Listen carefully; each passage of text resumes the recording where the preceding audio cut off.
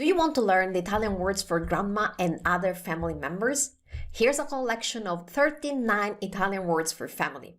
With this video, you're going to learn all the Italian words for family members you need to know, and I will also teach you how to pronounce them correctly. I'm Valentina Stella, native Italian tutor, top-rated tutor on the language learning platform Italki, where I've taught more than 3,900 lessons so far. And if you want to learn how to correctly say all the Italian words for grandma and all family members like a native Italian speaker, you will love this video. So keep watching. Okay, let's start with how to say grandmother or grandma in Italian. That's nonna. Nonna. And remember, as always, you can repeat aloud after me so you can practice this immediately. Nonna.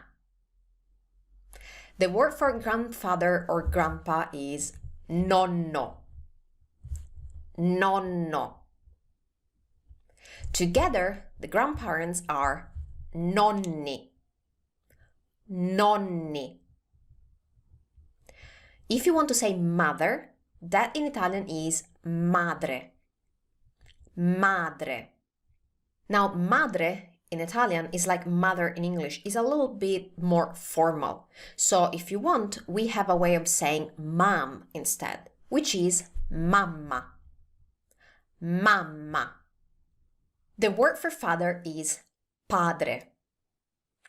Padre. And again, father and padre are a little bit more formal, so if you want, you can also say dad, which is papà. Papà. Now, this can be a tricky word. So what you want to do is to pronounce this the way I am doing, and you can practice this with me. Can you see that little thing on the second A? That's called an accent mark. And that's there to tell you how to pronounce this word correctly. Whenever you have a word that has the accent on the last vowel, that means that you have to stay a little bit longer on that vowel. So it's important that you pronounce this word this way, like this. Papà. Papà. Can you hear that I'm staying a little bit longer in the second A? Why is this so important? Because if you don't do this and you spend more time on the first A, you're actually changing the stress in this word. And by changing the stress in this word, you're changing the meaning of this word.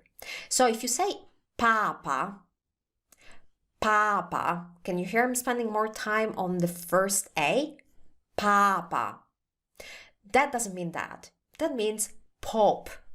And you have no idea how many people I've heard saying il mio papa instead of il mio papà. So they're actually saying my pope, not my dad. So if you want to avoid this mistake, just remember this. Put more emphasis on the last A. How do you do that? Here's a quick trick that you can use with any word in Italian that has the stress on the last vowel. Just aim to the end. Just go to the end of the word as quick as possible. Run to the end of the word. That's what I tell my students to do. What I mean is this. Just pronounce the word as fast as possible, aiming to the end. Papà. Papà. Papà. Can you hear?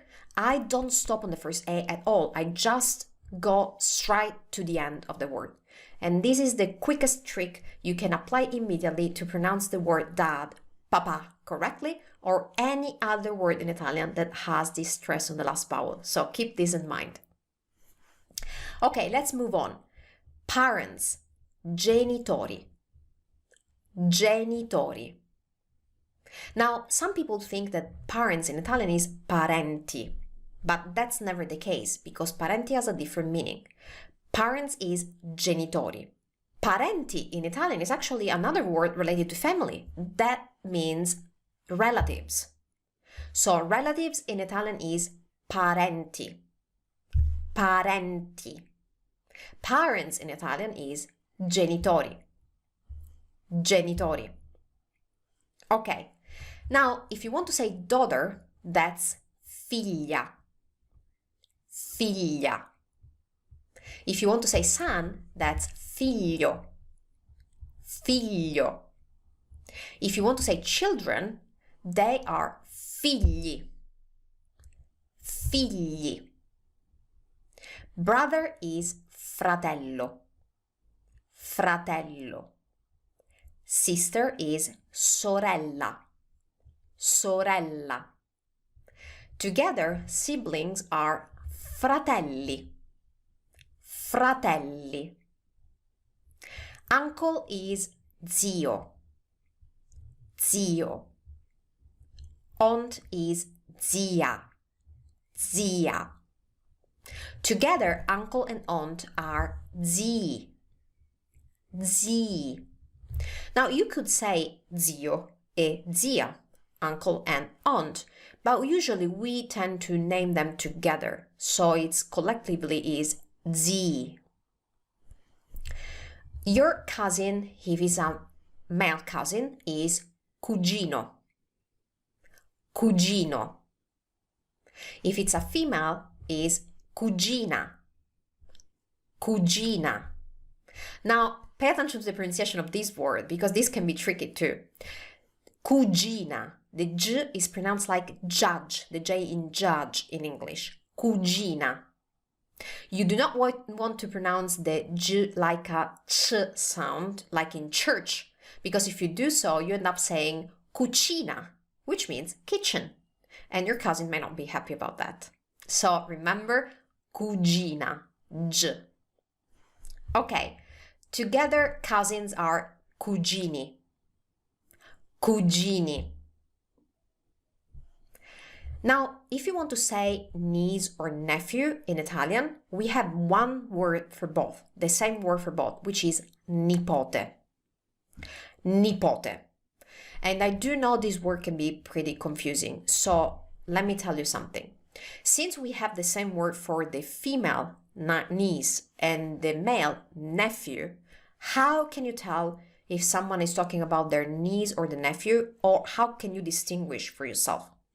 Well, as always, you need to look at the accompanying words, to pay attention to the accompanying words, because they will tell you, like it always happens in Italian. So if someone, listen to me, if someone says la nipote or mia nipote, what do you notice? Exactly, la, mia, feminine. So they're talking about their niece.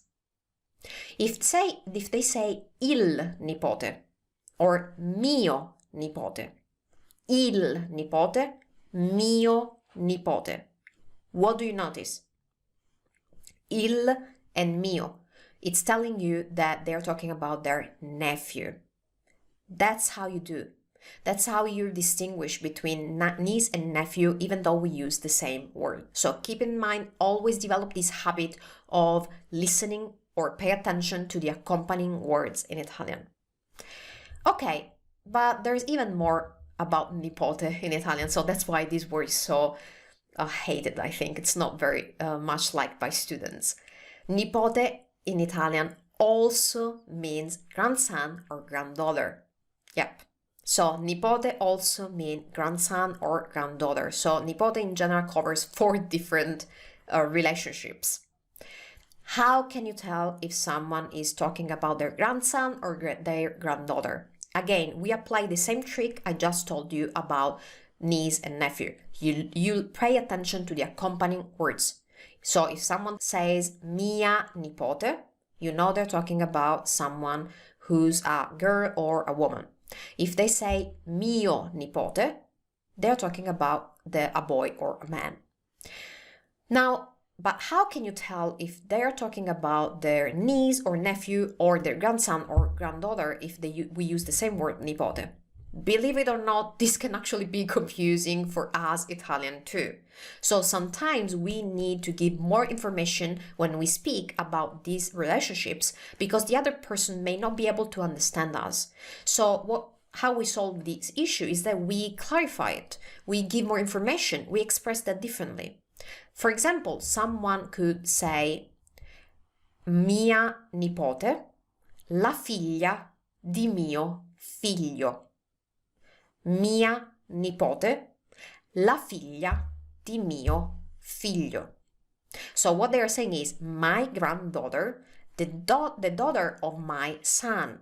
The daughter of my son. So by clarifying that, they're telling you they're not talking about the daughter of the brother, but they're talking about the daughter of their son. Therefore, they're talking about their granddaughter.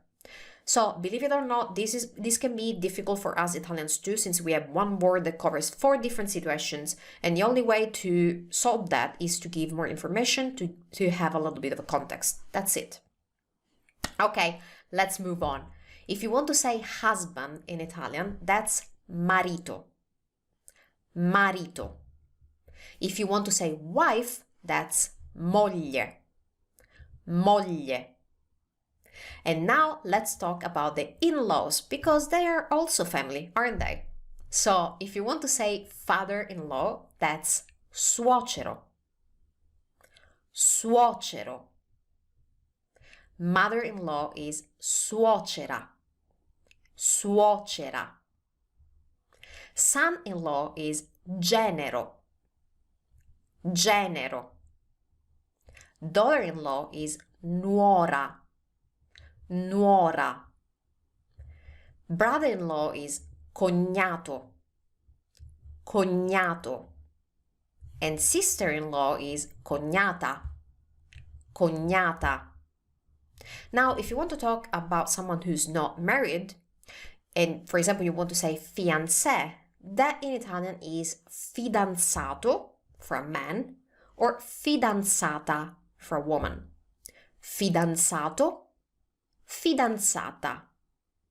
Now, something very important, and it's usually very confusing, is that fidanzato and fidanzata do not necessarily mean engaged to be married. This is very important and very different between, English-speaking countries and Italy. The fidanzato, fidanzata is somehow similar to fiancé, but it means that these people are in a kind of serious relationship, but that doesn't mean that they have decided to get married yet. They may have decided that, they may have not talked about that at all. Fidanzato, fidanzata just means that they are not just dating casually, but they are actually very involved in the relationship. That's what it means. If instead you want to talk about a relationship that's not yet at that level, or maybe for younger people, we use the word for boyfriend or girlfriend. So boyfriend is ragazzo. Ragazzo. And girlfriend is ragazza. Ragazza.